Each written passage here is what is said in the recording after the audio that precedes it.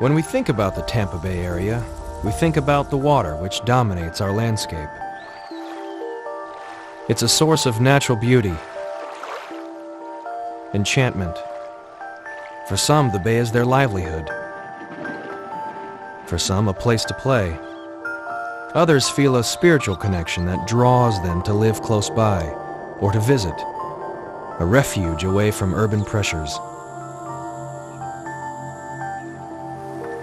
We're drawn to the bay and to the life it sustains. It's the economic centerpiece of the region, with the Port of Tampa contributing $13 billion to the economy. These natural systems are the source of the region's largest industry, tourism. But with mounting development, stress to natural habitats, and damaging air pollution, how can we protect this valuable and precious ecosystem and pass it down to future generations?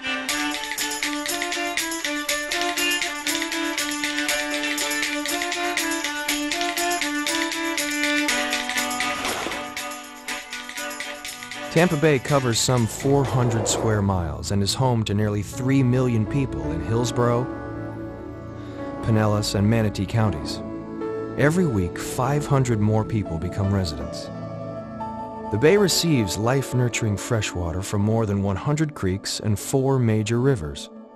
That land area that drains into the bay, its watershed, is nearly 6 times its size and stretches from Pasco County in the north to Polk County in the east and Manatee County in the south.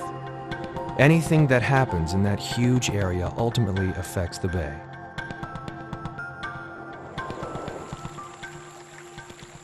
Tampa Bay is an estuary, a junction where freshwater from rivers and streams meets the salty Gulf of Mexico, producing a fertile habitat for a web of life from phytoplankton, microscopic floating plants that form the basis of the food chain, to more than 200 species of fish and the state's largest and most diverse colonies of wading and shorebirds. Dolphins and manatees reside in the bay year-round. The bay is a critical nursery, supporting creatures as diverse as the blue crab and the hammerhead shark. The estuary supports a spectacular abundance and diversity of wildlife. I think if people had a chance to discover for themselves the richness and the abundance of life in Tampa Bay, they would be awed. More than 2/3 of Bay Area residents have moved here within the last 25 years. Few remember what the Bay used to look like before the dramatic urbanization, how polluted it became, and how far it has come in its recovery. To fully appreciate the Bay is to understand its fragility and how life on it has ebbed and flowed with the quality of our stewardship. The abundant resources of the Bay supported settlement here. Some 600 years ago, the Tocobaga Indians lived here in small villages. Their huge shell mounds attest to their ability to feast off the waters. The bay and freshwater streams produced an ample bounty of fish, oysters, and clams. I want to think it was about 1000 BC that the native cultures first started migrating from the center part of the state to the coastal region. They left these huge mounds of shells all over the Bay Area. The food that comes out of the bay and the sea was very critical to the culture. In the mid-1800s, the bay's rich harvest subsidized European settlement. Tampa was a fishing village. Later, shipping cattle to Cuba became lucrative. Phosphates were discovered here in the 1880s. By 1900, Hillsborough County, which then included Pinellas, had only 36,000 people. But after World War II, and with the advent of air conditioning, population growth began to accelerate. Even when excessive use of the bay's resources began affecting ecosystems, the losses were barely noticeable against the seemingly vast waters. I started to fish probably about the age of 6 in upper Tampa Bay mainly, and it was rare to see more than 1 or 2 boats out there at one time. Grass beds were extensive. You could catch fish without knowing how. They were that plentiful.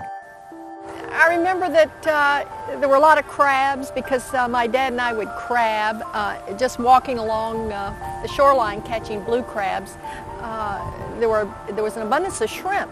My sister and I would buy a seining net at the drugstore and drag it through some of the seagrasses near shore, and we would have a net full of shrimp.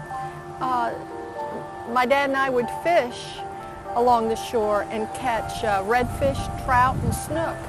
So the bay had an abundance of seafood at the time, but that was that was a long time ago. My earliest recollection of Tampa Bay was being out with my dad, catching mullet and scallops. We lived in Safety Harbor, and I'd go into upper Tampa Bay, and he loved to smoke them. I loved to eat them. And that was really my earliest recollection. Water was clear, a lot of seagrasses. It was a very beautiful, pristine place. It was in the late 50s. And there was lots of grass flats on the bay, and the water was very clear. In between Franklin and Gandy Bridge, both sides of the bay had lots of grass flats on it, and you could catch trout and all kind of things there. As early as 1954, the U.S. Public Health Service recognized the bay's decline from the phosphate industry, citrus canneries, and wastewater systems. For some species, it was too late. Commercial scallop harvests had collapsed. Commercial shellfish landings from the bay peaked in 1956. The industry harvesting oysters, once prolific in the bay, was gone by 1970. Raw sewage was being dumped in the bay, and it's probably been going on for years. So in the 50s, the fishing was good and the raw sewage was there, but in the 60s, there's more people. Then in the 70s, there's more people, and there's more development, so there's more runoff and there's more raw sewage. You could actually sit along the banks of the Hillsborough River. Up there, the Marabella Fish Company used to be, down around where the convention center is currently, and you could look in the Hillsborough River and see raw sewage floating by. I mean, that can't be good. When we would drive down Bayshore, close to Bay, there was a terrible smell certain times a year. And at the academy where I went to school, we didn't have air conditioning, so when the windows were open and there was that smell, that sort of inversion, it didn't smell too good. The urban rumor was that the people that had silver inside the houses, the silver would tarnish just because of the odors coming off Tampa Bay. So it was a pretty strong odor, very offensive, and indicated how bad the situation was. About that time, there started to be a decline in the fishing. Instead of being able to fish real close in between Howard and Franklin and Gandy Bridge, we had to go further. Well, the seagrasses were disappearing. There were fewer fish. There were fewer shrimp and crabs. Huge dredge holes had formed in areas that had been seagrass areas. In general, the vibrancy of the bay was being depleted. I really didn't want to fish in the bay because your chances of catching fish were so diminished. Fish kills were common. The water was green a lot more of the time than we see today. The bay was struggling. Some people would say it was close to dead. Poorly treated wastewater resulted in too much nitrogen and other pollutants being released into the bay, causing algae blooms that clouded the water, depleting it of its oxygen, culminating in fish kills and loss of seagrasses. With the bay in serious decline, who would act to save the bay? You have that kind of a generational shift that occurred sometime in the 1970s, and that's when people began to look at the bay and say, wait a minute, Tampa's on this beautiful bay, and we're destroying it. I myself was president and active in the League of Women Voters, and this became our crusade. We, number one, wanted to educate people about what happens with overdevelopment and with the health hazards of sewage that was going into the bay. Others were coming at it from different points of view. We found friends, we found one another, and we formed an organization called Save Our Bay. The impetus for change came from the citizens. It was the voluntary citizens organizations that came together in the late 1960s and early 70s, and we lobbied very heavily to get things changed and to stop the development that was impacting the bay. Initially, at the county level anyway, some of our admonitions were completely ignored. We really wanted to fight high-density development. We wanted to fight dredging and filling, and we were positively ignored. The city of Tampa, on the other hand, slowly understood that they needed to do something about sewage treatment. So all these things finally came to a head where people said something needed to be done. And the willingness to spend money on it increased because of the dire consequences of what was occurring in the bay. And monies also became available from federal and state sources to match local efforts, and all those things were quite helpful. In 1972, landmark legislation known as the Clean Water Act was passed, seeking to stem the tide of pollution in the nation's bays, lakes, and rivers. A federal grant from the newly established U.S. Environmental Protection Agency enabled Tampa to revamp its sewage treatment plant at Hooker's Point, creating a state-of-the-art facility that removed more than 90% of the nitrogen before discharge into the bay. The Hooker's Point plant was effective, but other wastewater facilities continued to dump poorly treated sewage into the bay. One official spoke out against this. His name, Roger Stewart. They did not like his approach because he was very active and vocal about cleaning up these sources of pollution, and they fired him. He was so outspoken, and he got so much attention, and he became so popular, and he was so accessible to citizens that my colleagues decided that they would fire him. And they did, and that became, of course, a cause célèbre.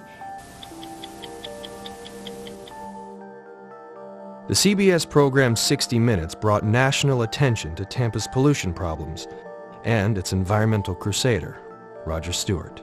And Roger got his job back as a result of it, and the sewage treatment plants were all purchased by the county and all taken out of service and cleaned up. Jewel McGee, a reporter for WTVT back in the 70s, was reunited with Roger Stewart. It was really tough, though, to get public officials, in spite of the status of the bay and the status of pollution. It was really tough to get anybody to deal with. Oh, yeah. Just to get that plant. It's the biggest single thing which created a difference in Tampa Bay. You can't identify another single identifiable thing that made such a difference.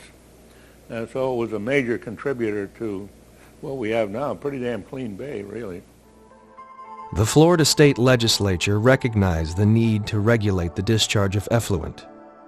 The main polluters were cities who were discharging poorly treated effluent into Hillsborough Bay, Tampa Bay, into the ocean. There used to be a practice of taking a pipe out so many feet and discharging there, and I think that's sort of gone by the way too.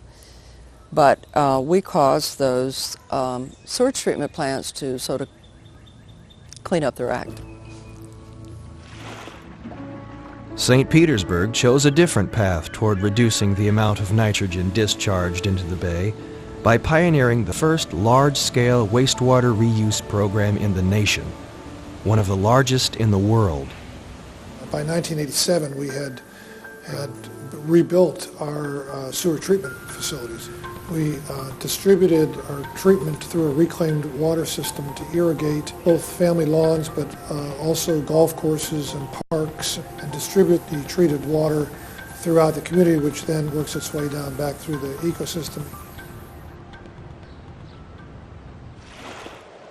The many years of continuing nitrogen overload took its toll. The bay lost 40% of its seagrasses between 1950 and 1980 alone, and with it, essential habitat.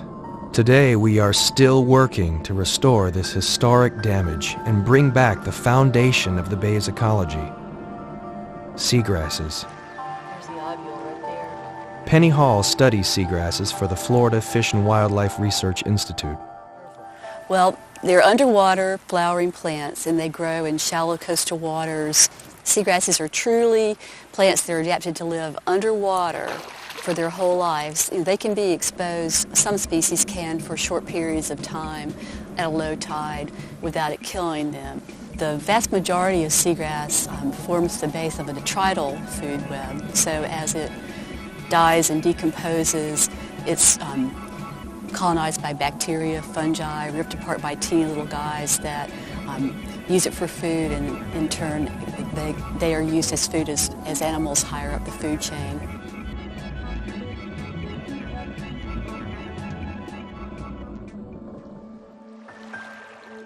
Poor water quality may not be the only reason seagrasses have declined in Tampa Bay. Robin Lewis believes natural sandbars that once protected the seagrasses from wave erosion may play an important role. The seagrass bar is an emergent sand bar that is parallel to the shoreline. We call it a longshore bar because of that.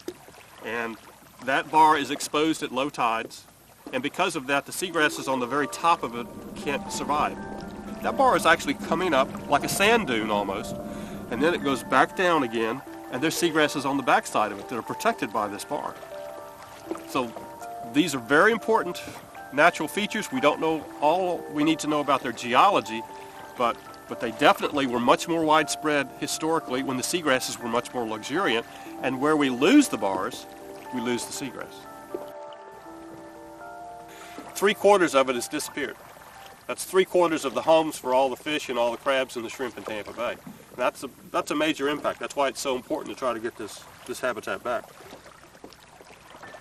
What you've got are basically the nursery areas for Tampa Bay here. This is where all the little shrimp and the little fish and the little crabs start out their life cycle. I mean, this is a food factory we're standing in, and it's producing food for all of those species as well as habitat. Tampa Bay is one of only 28 waterways in the country designated as an estuary of national significance by the United States Congress. This designation, together with the groundbreaking coordination efforts of the Agency on Bay Management, led to the creation of the Tampa Bay Estuary Program, a partnership of federal, state, and local governments, scientists, citizens, and even industries impacting the bay. We have the 2004 information, showed an increase in seagrass in Tampa Bay. In fact, it showed more seagrass in Tampa Bay than any time since 1950 that we've reported. So, restoring seagrasses is a major goal of the Tampa Bay Estuary Program. If we restore seagrasses, then in fact we should restore all of the animals and the parameter of things that live in the water, above the water, wherever it may be. And by doing that, we set a goal of establishing and restoring the seagrass back to 1950. We determined that nitrogen was a limiting factor, and so that is where we started managing nitrogen to the bay. And that management collectively created a better water quality. We've improved drastically. Grasses are coming back, the bay is clearer. So I think that it shows that you can join together, come up with a realistic restoration plan, good management programs, address those, and you can in fact restore an estuary system with millions of people and an urban impact. No single group is going to restore Tampa Bay or manage it. It takes consensus, it takes partnerships, it takes people working together, it takes private individuals and governments working with local industry and utilities. It's going to take the efforts of every party that works in and around and uses Tampa Bay for this to work. And if any one group does not pull their load, then the bay will ultimately suffer from that. What we've found is that when the community comes together and strives to achieve a common set of goals, that it really helps focus action and gets better results. Well, I think a key to the overall success of this effort has been the willingness of all the parties to come to the table to sort of look at the bay from other people's perspectives. It gets everything on the table, and then you can go toward a solution. Even if it is contentious or if you have groups that are against each other, you're headed toward a solution, and that's why it's really good. We have a very cooperative effort. We are a model for what estuaries should do to manage their resources. Another important role of the partnership is that these projects that have gone toward the Bay's recovery are expensive. They require millions of dollars, and they wouldn't be possible by a single entity trying to do it on their own. They're really only possible when local governments come together with agencies, together with the private sector, to make these large-scale projects work. We can maintain that momentum, and we can do this for the next 100, 200, i.e. forever years, then Tampa Bay's got a good chance. Major challenges remain for bay restoration, like reducing toxic materials and excess nutrients carried into the bay via storm sewers. That's one of the missing links yet.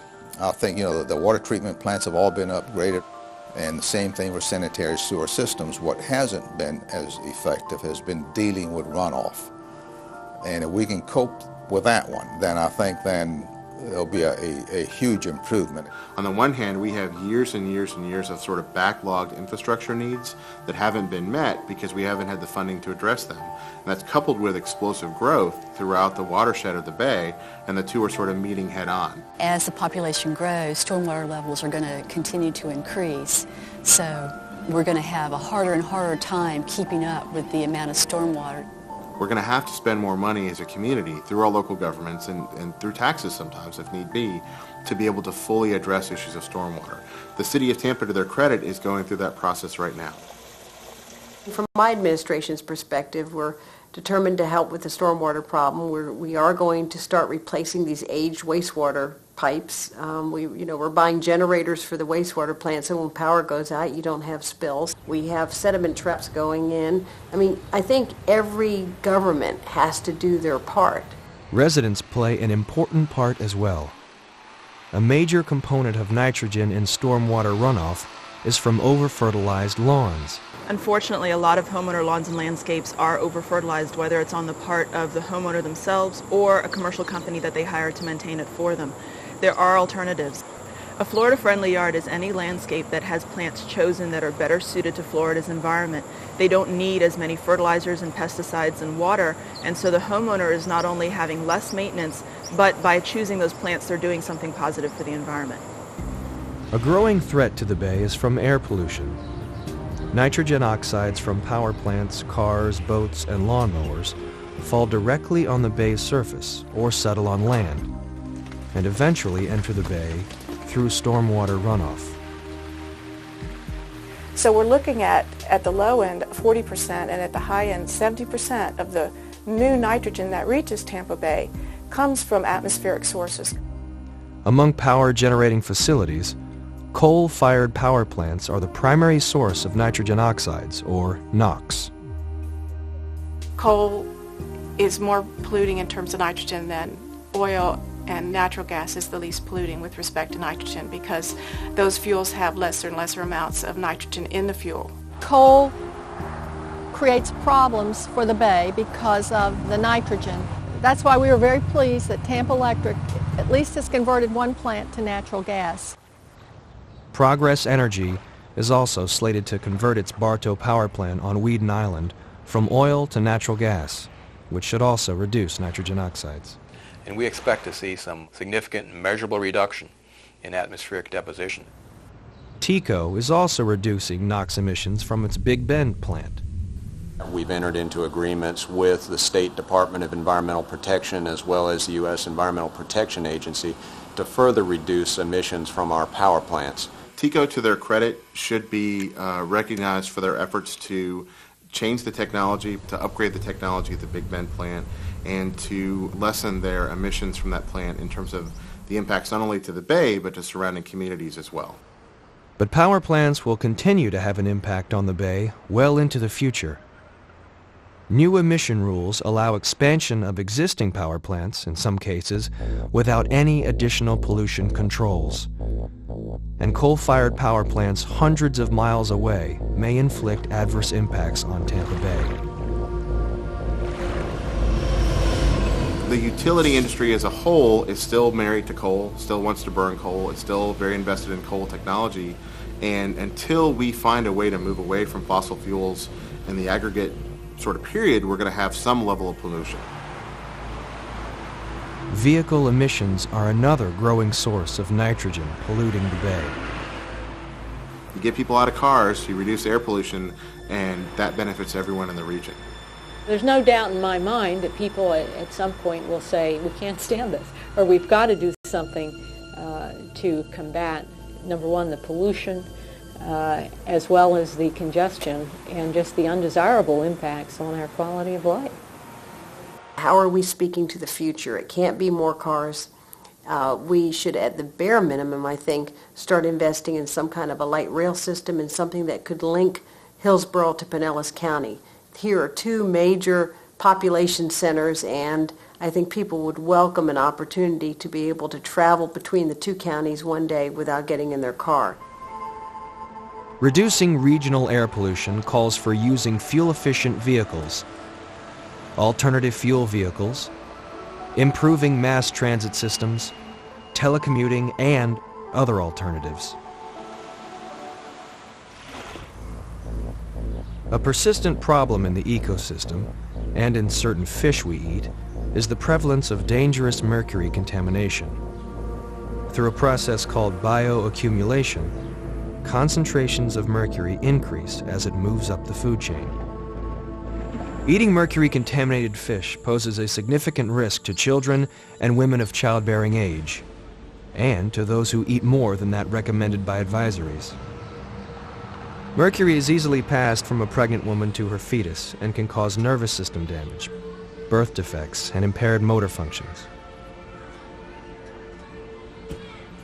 The issue of mercury is one that concerns me because the species of fish now that they've got warnings out on, besides the migratory fish, the Spanish and the king mackerel and others, there's some local fish. There's trout, freshwater bass, and some of the others, the grouper.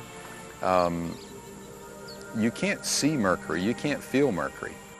There are more fish entering the list, not so much because there are higher levels of mercury, but because the health authorities are becoming more concerned about the impacts of the existing levels on humans, which is why we've expanded to look at a lot more types of fish rather than concentrating on just a few species.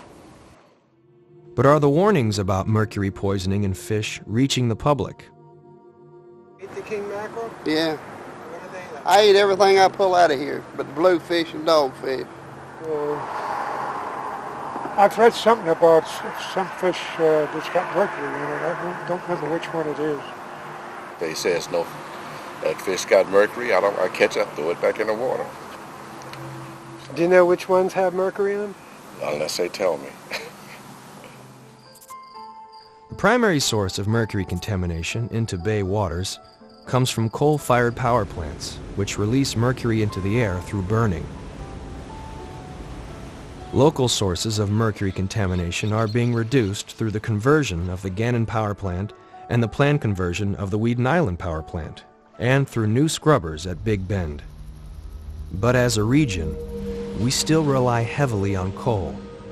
And with the relaxation of federal mercury emission standards, and with growing energy needs, mercury contamination will be with us for many years to come. Steady mounting development means more water consumption, more air pollution, and increasing habitat loss, all affecting the ecology of the bay. Population in the region has doubled between 1970 and 2000. I'm a native of Florida. I grew up in an environment of constant change and a constant construction. To me, Florida should be the hard hat state. We put a gate up to Florida state line and not let anybody else in. I think the population boom here in Florida is inevitable. There needs to be some balance there. So the challenge is, how do we keep what environment we have and what environment we have left, and how do we improve the environment without being taken over by development? Growth management needs to look not only at highway capacity and schools, hospitals, but it also needs to look at places where people can go and wildlife can continue to exist. That's part of what planning needs to include. Somehow, and I'm not the growth manager, so I don't know, we need to try to understand what the growth means to the environment. We expect this community to grow. Of course, it's going to grow. But it's very important that we don't lose the treasure that's Tampa Bay in the process of experiencing that growth. And that calls for extreme wisdom and care during the developmental planning process. And it's up to the citizens to demand that to happen. With undiminished population growth, a new concept called low-impact development may also be part of the solution. In Manatee County, Joe King turned low-impact development theory into reality. The houses are designed around the trees that already exist on site according to the sun, the east and west and south, and we really are taking it as a challenge to integrate the forest and the existing natural environment with the neighborhood of people who are living here. The overall concept is to the greatest degree possible preserve the existing ecosystem and layer with that the human community, so have both living together, which is a different concept than a separate, say, conservation area and all the neighborhood off in some other place. We're trying to bring them together. We're maintaining the natural hydrology of the site where the water soaks in at the same rate as it always has naturally. If you think about the amount of money that people spend on mowing their yard and maintaining high maintenance landscapes and so on, there's a tremendous economic cost to that, as well as the overflow of pesticides going into our waterways and all those sorts of things. So by using the ecosystem that exists here and thinking of it aesthetically as something desirable, then you're able to use what's here. The health of the bay is dependent on all the activities that take place on its watershed. The 2,200 square miles of land area that drains into Tampa Bay. For the whole thing to work, for restoration of the bay to really be a full and complete project, we've got to think about the bay as not just being that physical body of water, but really being an entire watershed. And in that regard, it's the watershed of the entire Hillsborough River, the entire Alafai River, the entire Little Manatee River. It goes all the way up to the Green Swamp, and in Pinellas County, it's basically, for all intents and purposes, every portion of the county that drains eastward, so to speak. All that bigger collective area, if it's healthy, then the bay is healthy.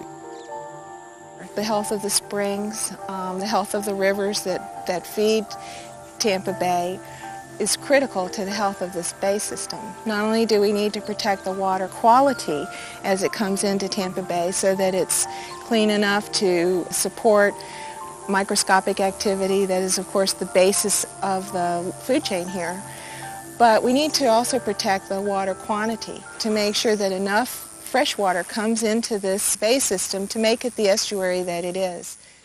We have about 100 tidal streams that enter Tampa Bay that are all being modified in some way or another. Some of them are being channelized, some of them are losing their vegetation along the shoreline. It's a very dangerous precedent because they're filters. They are the kidneys for Tampa Bay. All of these little streams go way into the watershed, sometimes 10, 15, 20 miles, and they're gradually being degraded at the same time that stormwater is being increased from development projects. Now, if you fly over Florida, and especially the tributaries of Tampa Bay, you'll see that a lot of our streams have been cleared right down to the water's edge, whether it's for agriculture or mining or residential use, commercial use, or transportation. We don't need to do decades of studies to prove that these forested fringes of our tributaries need to be protected.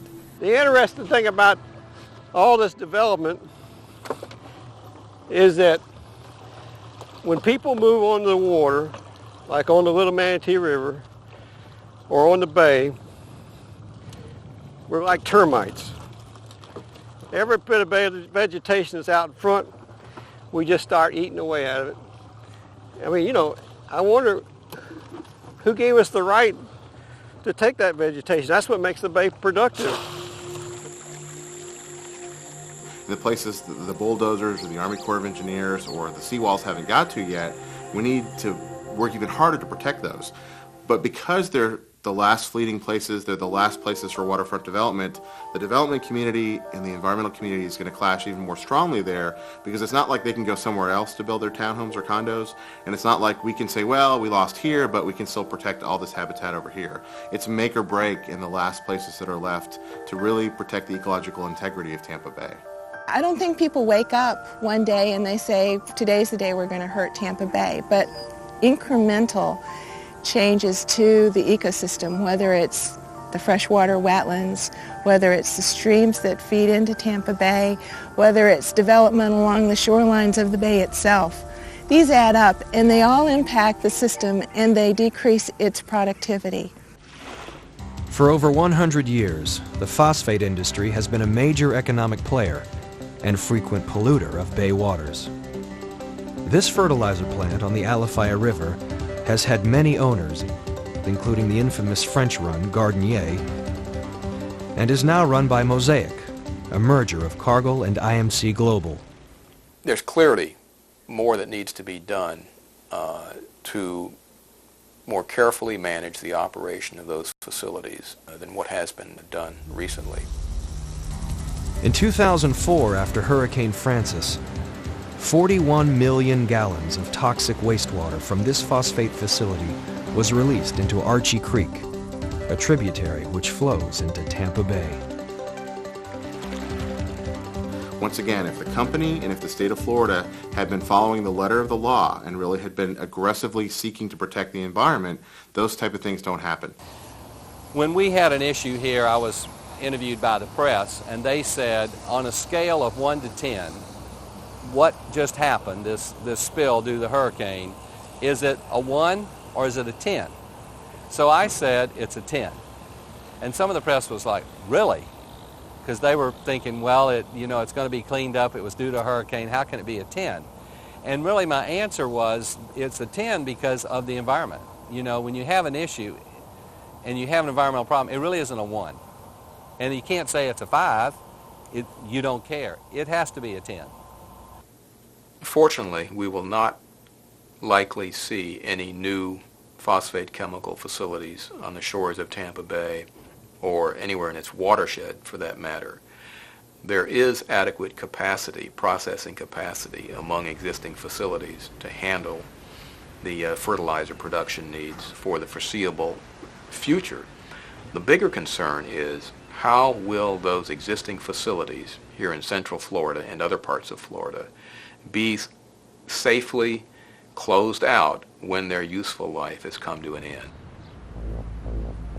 When Mulberry Phosphates abandoned its phosphate plant on the bay in Manatee County in 2001, the state had to take over and clean up the facility to prevent a potentially catastrophic spill of acidic wastewater into the bay.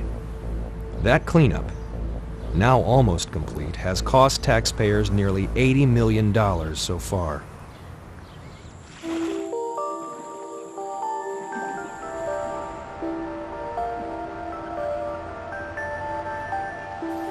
Tampa Bay is the centerpiece of the Tampa Bay environment. It is not only what attracts many people here to the Central Florida area, but it's important to the economic vitality of the area as well. So restoring, preserving that jewel that we call Tampa Bay is vital. It speaks well of a community if they have a strong environmental conscience. And I think that is one of the reasons Tampa Bay is a major employment center. We have a lot of industry that wishes to come to Florida. We're in very good competition. There's a lot of money that evolves around the ecological health of the bay. We're sitting here at the marina, all these boat sales and people that have their boats here at the marina, they wouldn't be doing it if the bay wasn't any good. They wouldn't come into this waterside restaurant. They wouldn't be buying fishing tackle. That's just on the recreational side of it. Ecotourism is the fastest growing segment of tourism in the state. The segment of people who want to see the real Florida, the original Florida, that is growing tremendously. How much better do you feel about it if you have a vibrant ecosystem around your bay? How much better do you feel about it if you can go fishing off the pier and catch fish that you don't mind eating, you know. And how valuable is it to the tourist industry for us to have both of those things? And you can't put a dollar value on it. There's something about the water that draws people to it for whatever reason. And if it's not there, then you feel like there's a part of your soul missing. And if it's dirty and polluted and awful, then it just makes you sick. Everyone likes to live in a clean environment. They want a clean place to be able to go and enjoy nature. They like seeing wildlife. They like breathing clean air. They like a good seafood dinner. And you can't have those things unless you take care of the resource.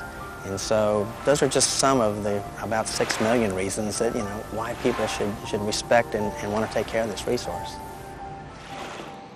One of the most productive bird colonies in North America is right here, on the banks of the Alafaya River. Ann Paul is assistant manager of the Audubon Society's Coastal Island Sanctuaries. The Alafaya Bank is a series of 2 islands that are spoil islands. They were dredged up in 1929-1930 era. They're actually owned by the phosphate company Mosaic and leased to the Audubon Society as a bird sanctuary. It's been listed by the Florida Fish and Wildlife Conservation Commission as the most important bird colony in the state of Florida.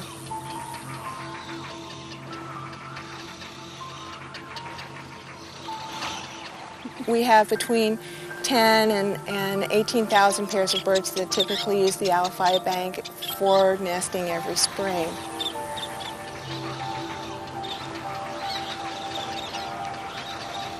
Here, what we're seeing up and down the shores is all the chicks of all the different kind of birds that are nesting out here. We've got roseate spoonbill chicks.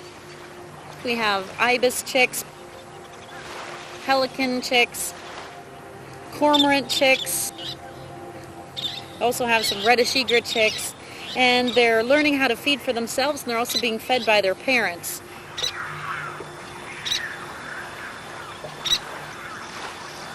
Roseate spoonbills were lost from the Tampa Bay system probably in the 1880s. Over 100 years after they were gone, they were first seen here. 8 pairs were found on the Alafaya Bank, and that population has slowly increased to over 350 pairs now in the Tampa Bay system. But with long-term protection and consideration and appreciation of these wildlife, we're seeing an increase in the population. The roseate spoonbill chicks that we banded back in April, they have fledged, they have taken their first flight, and what they're doing now is they're still dependent upon their parents for food, even though they aren't being fed in the nest. So they will stand on the shores of this island and wait for their parents to bring them back food.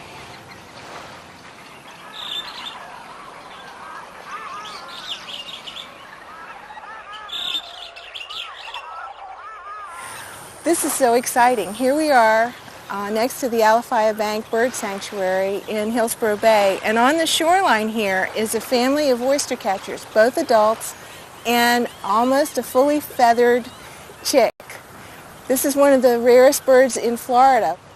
The success rate for American oyster catchers to raise young is very low because they nest right on the edge of the water.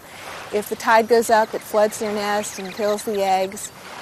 They can get eaten by great blue herons or night herons or who knows what else out here, because when they hatch out, they start to run around and they're sort of popcorn size for these bigger birds. And that's why when I see a chick of this size, we know he's going to make it now. He's big enough. They're doing their absolute best to protect him and to raise him to full maturity and flying, and it's a wonderful thing.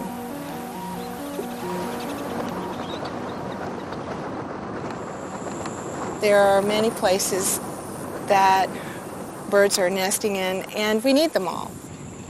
We had more in this area before development. Now the birds are showing us these last places that are left.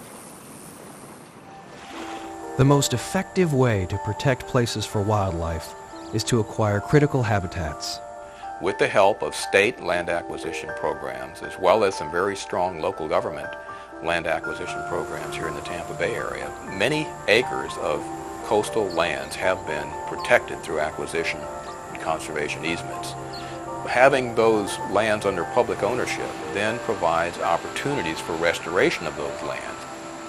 We're finding that land acquisition by the state or the county governments are critical to protecting bay habitats. In the past, we just assumed that these areas would never be developed. But what we're finding is that unless they're held in the public trust, they do get developed one after the other. Our land resources are quickly being developed, and once they are turned into a subdivision or a shopping center, the probability of them coming back and being restored as natural resources is pretty darn slim. I think that the land acquisition programs are some of the most important things that the public and the taxpayers can do. If we don't, there won't be anything left. There just won't be. The fish are not going to grow in areas with seawalls and docks. It's been proven. There have been some terrific projects, normally headed up by the Water Management District swim program, but with a lot of help from local government and other agency partners, as well as nonprofit groups in the Tampa Bay area, working together have restored low salinity habitats in these areas where they once existed, but had been converted to some other use. Brant Henningsen is managing the restoration of the Schultz Preserve in the Alafia River Basin. What we find is that very quickly you have all sorts of finfish and sport and game fish, snook, mullet, redfish, drum, all sorts of marsh residents, little killifishes and things like this that will use the habitat, a variety of species of crabs. If there are oyster larvae in the vicinity and you have the proper substrate, which we often try to provide, oyster bars will begin to form. We'll have seagrasses that naturally begin to colonize on our bottom of our lagoons and tidal channels. And we get all sorts of wading birds that will come in and begin to use the habitats. Everything from wood storks to ibis to roseate spoonbills. They will fish in these lagoons. Osprey will fish these lagoons. This lagoon right behind me, in fact, I've observed bottlenose dolphin in here fishing using the habitat. And of course, managed not only for the wildlife, but also for the public. They play very important roles in its preservation and proper management. The work that we are doing today is literally leaving a legacy for multiple generations after this. If for nothing else than being able to preserve it for the next generation and the generation after us, to me it's just something we have to do. Acquisition to protect Florida is one of the most important things that we can do for the future of Florida, not just the wildlife, but our people. It saves a part of Florida that's Florida. What can we do as citizens to protect and preserve natural Florida? Citizens have got to speak out. They've got to be engaged. I think it was easier once when we saw some of the really early tragedies and the terrible condition of the bay. I think that citizen activism and citizen understanding and education is probably the most powerful tool. Concerned citizens can become informed and speak out at community forums, express their views to elected officials, and join organizations working to protect the environment. Protecting the bay starts with an understanding of how we as residents impact the bay daily. I don't think people always make the connection about what goes down the storm drain ends up in the bay. But that's exactly what those storm drains are there for, is to convey runoff from roads and yards into the nearest waterway, and that sometimes is Tampa Bay or a tributary to Tampa Bay. When you sprinkle fertilizer in your backyard, if that runs then into the storm drain, which then runs into the river, which runs into the bay, it affects the bay. You can protect the bay by reducing the amount of fertilizers and pesticides used on lawns and gardens. Plant a Florida-friendly yard. Drive less, carpool, bike, or drive a fuel-efficient vehicle. Reduce the use of toxic household products, and when used, dispose at chemical collection centers. Don't put toxic materials or motor oil down the drain. Avoid pruning mangroves. They attract wildlife and promote biodiversity.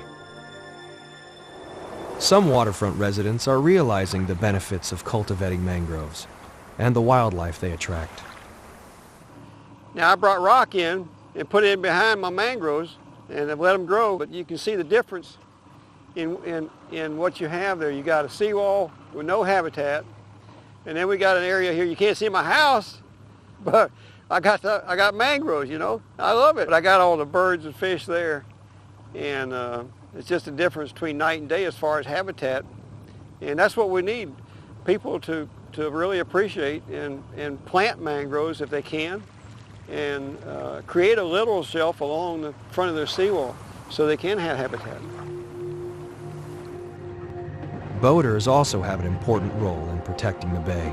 We're going to have to educate the public better than we are now about the damage that's caused by propeller scarring. By the way, this is a good example. You should get a shot of that. That's actually illegal. You're not supposed to be running at high speed through these grass beds. The sign up here that we passed said, you know, slow manatee zone, protect the manatees, and people doing this actually are violating the law. You can certainly use a boat in these shallow waters and fish and everything, but if you do that, you're going to create prop scars. And unfortunately, that goes on every day, year-round, and on the weekends, of course, it's many more boats, so it's one of the problems we have with maintaining the seagrasses. If you're not sure where you are, slow down. If you run aground, stop your boat immediately, get out, pick your engine up, push your boat back out into deeper water. Don't do further damage. Boaters can also protect the bay by discarding sewage from holding tanks only at approved pump-out stations and marinas. Maintain your boat engine to avoid oil leaks and recycle oil. Never dump oil in waterways, storm drains, ditches, or on the ground. Topping off a gas tank can lead to small toxic spills, which add up quickly. Prevent trash from going overboard and harming marine animals and coastal birds. So if you see somebody all of a sudden show up at your shoulder... One of the critical ways you can support the environment is to volunteer for hands-on activities. Yeah, the volunteers are a very important part of the environmental movement here in Tampa Bay. Working through resource groups like Tampa Bay Watch, as well as other groups, you can make a difference. And each individual can make a difference if they get involved. Tampa Bay Watch is a nonprofit organization that serves as a conduit to get the community involved with restoring and protecting the bay. But you guys are playing a real important role coming out today. All in all, we're able to mobilize about 4,000 to 5,000 community volunteers each year to plant salt marsh grasses, construct oyster restoration projects along the bay, protect bird colonies, and a wide variety of other projects to turn Tampa Bay around. The grasses, they help the ecosystem and they stop erosion. The dead leaves, when they decompose, it's the bottom of the food chain for all the plankton and stuff, so it really gets the ecosystem going. Just within a couple hours, these students have made a significant difference to help stabilize that shoreline and add habitat in the Tampa Bay. It's important for everyone because if the ecosystem and the food chain falls apart, if we don't do this, then it's going to affect us. I think just little stuff like this, if everyone pitches in a little bit, we can fix it. Today we're organizing the Great Bay Scallop Search. It's an opportunity to get about 160 community volunteers down snorkeling in the subtidal seagrass beds of Tampa Bay. We do this because we want to document the number of scallops that we're able to find out in the bay, and that helps us to measure the health of the Tampa Bay estuary. The hands-on experience is the best way to get involved in protecting the planet. The more people know about it, the more concerned they're going to be. And once you do this, you think twice about throwing garbage or something into the bay, you know? You take a different perspective on it. After you're in here and you see what's living in the water. Or what's not. Or what's not. Yeah.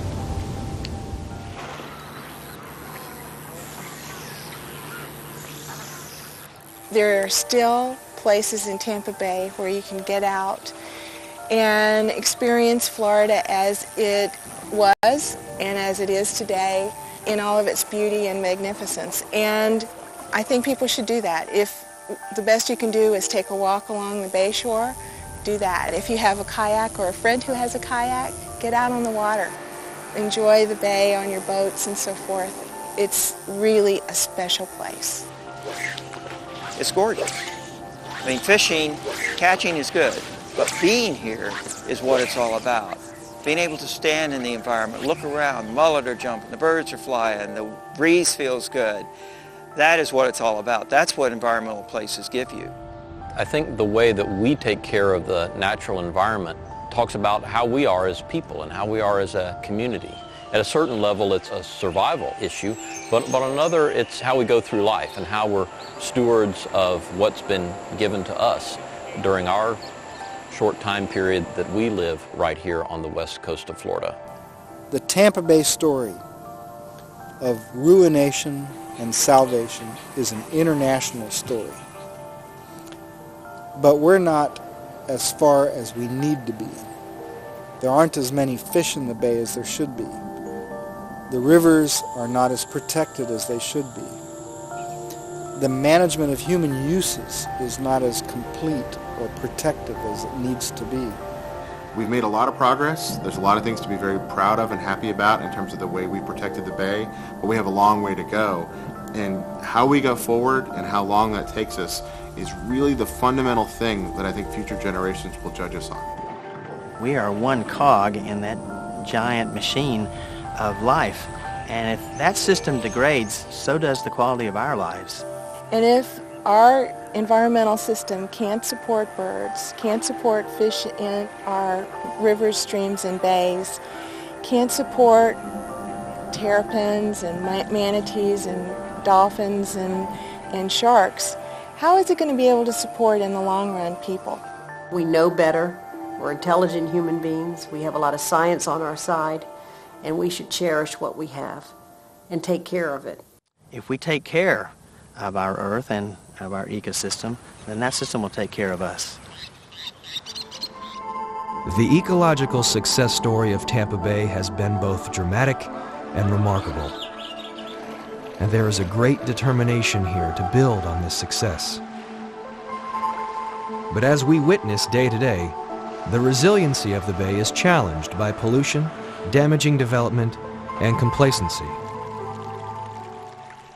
Success here is also threatened by regional and national policies and actions.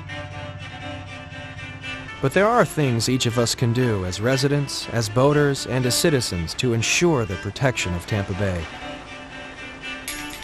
Who will take responsibility to act to protect and restore this jewel in our backyard? Tampa Bay and its living legacy.